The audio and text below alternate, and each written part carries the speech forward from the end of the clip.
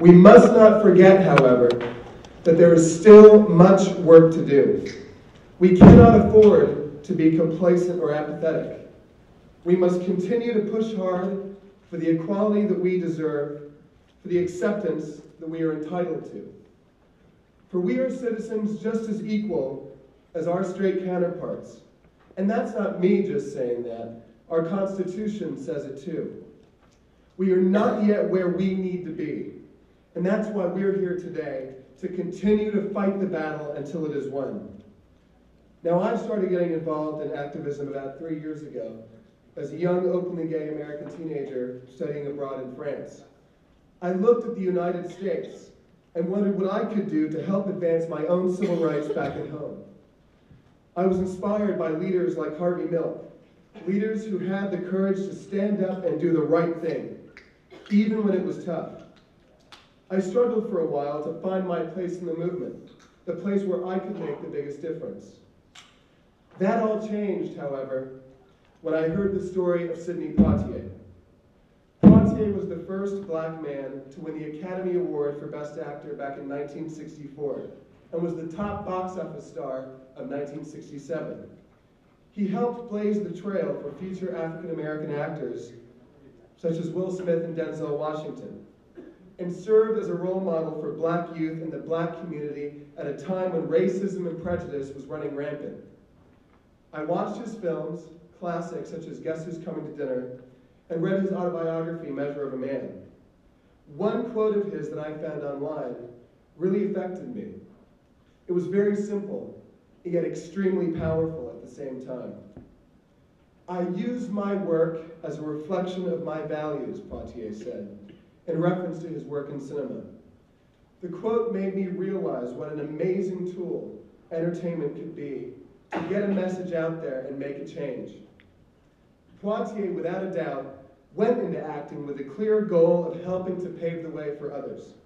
He knew what he was doing, that he was doing something that had never been done before, something completely unprecedented in the history of Hollywood. Poitier was the original trailblazer. He didn't allow fear or cynicism to get in the way of his vision. And so, 50 years on, we look back at the blueprint he left behind and pick it up for ourselves, for our own cause. The blueprint may have originally been drawn for African Americans, but it fits perfectly into what the LGBT community is trying to achieve. And so when I arrived back in LA 14 months ago, I stuck closely to his path and used it to help immerse myself into the nuts and bolts of trying to make it as an openly gay actor in Hollywood. And not just openly gay, but proud, strident, and outspoken about who I am and what I believe in. I soon found myself facing a lot of opposition. After all, this is a town that, for all its supposed progressive and forward-thinking ideals, is run by an establishment that has, for the last 80 years, forced its young men and women to stay in the closet. It started in the 1920s with actors such as William Haynes, and continued into the golden era with Rock Hudson, Montgomery Clift, James Dean, and others. And it has remained almost completely unchallenged till this day. Now, why has it gone unchallenged? I guess they've just fallen into the mindset that because this was the status quo, that this was the way it had to be.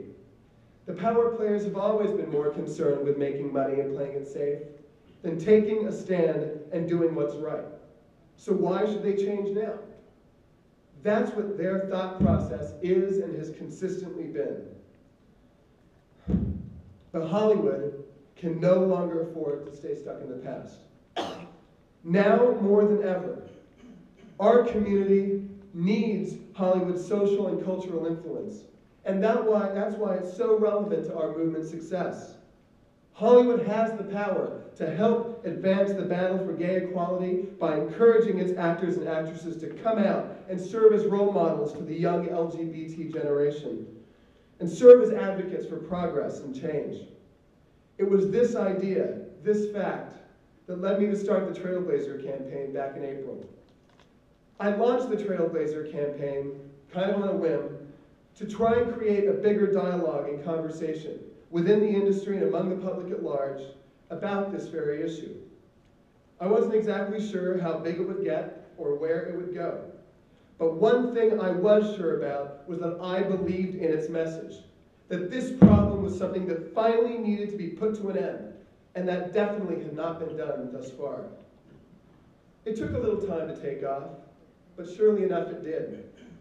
In the last 5 months, it has managed to get videos from celebrities such as Sandra Bernhard and Chad Allen, up-and-coming young actors like Mike Manning and Nicholas Downs, thousands upon thousands of views on YouTube, and attention from practically the entire LGBT media, both foreign and domestic, as well as mainstream media such as PerezHilton.com, one of the most popular entertainment websites in the world.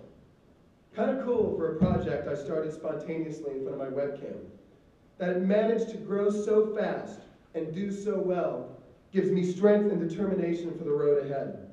Because its success is a perfect example of how social media and public outreach is serving as a catalyst for the inevitable fall of the walls of oppression that exist not just in Hollywood, but in Washington, D.C., and everywhere where discrimination continues to exist. The agents, publicists, managers, producers, casting directors, and studio execs who perpetuated this hateful environment are scared. They may not admit it, but they know in the back of their heads that their days in charge, unless they change their ways, are coming to an end. They're desperately clinging to power, and that's why more vehemently than ever, in some ways, are doing whatever they can to ramp up their control over their actors and actresses. One successful young actor I know of, upon his arrival in Hollywood not too long ago, was told by his agent and producer friend, both of whom are gay, by the way, to go to a vocal coach to get rid of his gay accent. He also was told to dump his long-term boyfriend, stop talking to any of his old friends, go back in the closet, pretend to date women, and that if he didn't do these things, he wouldn't have a chance to make it in show business. Another example is a young actor who's been cast in some big movies as of late. He's been out for the last 10 years, but in the light of his newfound fame, has been forced by the studio execs and publicists to go back in the closet and pretend he's dating women, even though he did magazine interviews as recently as 2002 talking about how proud he was to be gay and how he'd never apologized for it. So what does that tell you about the kind of pressure they're putting on these guys? As dramatic as it may sound, the reality is that a widespread conspiracy exists in Hollywood to stop these actors and actresses from speaking out about who they really are. It's more widespread than you could possibly imagine. I've heard it with my own ears and seen it with my own eyes. It's real. And the epidemic will continue until someone has the guts to stand up and take it on. And I guarantee you all that day is coming. Pretty soon our community will have its own Sidney Poitier, its own trailblazer who breaks the glass ceiling within the industry. Whether it'll be me or someone else, I don't know. But what I do know is that until that day comes, and it will, probably in the next 2 or 3 years, we need to do everything we can to keep things moving forward in the right direction. We need our own Sidney Poitier because we have in front of us a rising generation of young people who need the voices of openly gay actors and actresses to serve as their role models and give them courage, strength, and hope for a better tomorrow. Young people like Jamie Rodemeyer, a 14-year-old boy who committed suicide just days ago because of the hate he encountered in school. Imagine if his classmates, the same ones who taunted and bullied him, had gone to a local movie theater to go see the new action blockbuster that was out at the moment. Imagine if they had gone to see it, loved it, gone home to Google it, and had seen that the leading man in the movie, their new idol, was an openly gay man who was proud of who he was and unwilling to back down and be silenced about it. What kind of message would that have sent to them?